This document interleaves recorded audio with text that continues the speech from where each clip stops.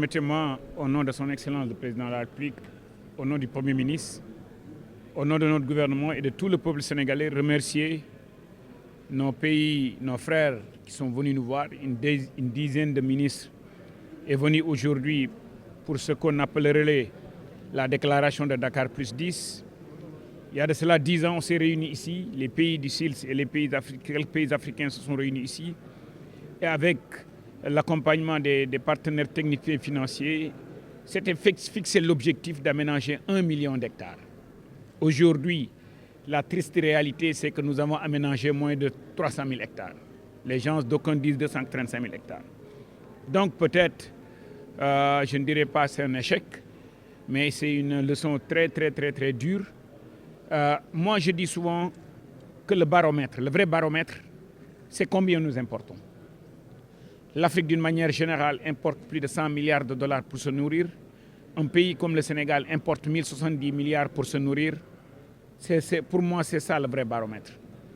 Je profite de cette occasion pour lancer un appel à tous les pays africains, à tous nos partenaires techniques et financiers. Nul ne doute de la volonté et du souhait des pays africains de pouvoir se nourrir ensemble.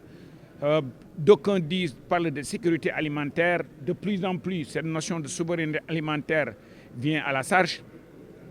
Mais comme mon collègue du Niger l'a dit, nous devons arrêter comment nous faisons les choses. Parce que moi, je suis de l'avis que nous ne pouvons pas continuer à faire les choses comme on les faisait et espérer avoir des résultats différents. Partout, la jeunesse africaine demande de l'emploi. Partout, le monde rural.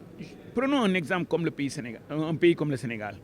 Le Sénégal, c'est 18 millions de personnes, c'est 46 communes départementales, c'est 557 communes, dont 525 communes rurales. Vous n'allez pas le croire. À raison de, si on construisait 525 coopératives agricoles communautaires, 200 hectares, avec les aménagements les plus modernes, le budget de l'investissement tourne entre 10 et 14 millions de francs CFA. Donc 525 multiplié par 200 hectares, multiplié par 10 millions, c'est 1050 milliards, qui est encore en dessous des 1070 milliards que nous importons. Cela pose la question, est-ce que Dakar, est-ce que les objectifs fixés en 2023, en 2013 étaient les bons? Peut-être là-bas, il y a des sujets de réflexion. La manière dont aussi nos partenaires techniques et financiers et les États acceptent les interventions. Aujourd'hui, j'ai l'impression que chacun essaie de faire pour satisfaire ses propres KPI et non résoudre l'équation fondamentale qui est comment se nourrir, comment produire ce que nous consommons au Sénégal et dans les pays de la sous-région d'une manière générale, et comment créer ces centaines de milliers d'emplois que la jeunesse réclame.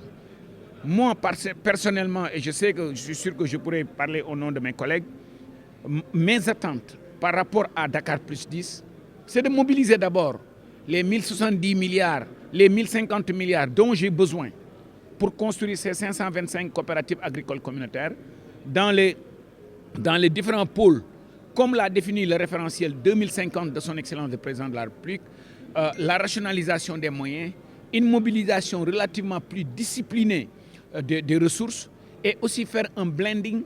Aujourd'hui, il y a des prêts concessionnaires, il y a des prêts de crédit export, il y a des prêts relativement économiques que des partenaires techniques financiers comme la Banque mondiale, la Banque africaine de développement, la BOAD, la BIDC, la Trade and Development Bank, nos partenaires européens, nos partenaires chinois, nos partenaires arabes peuvent mobiliser, mais faisons-le ensemble.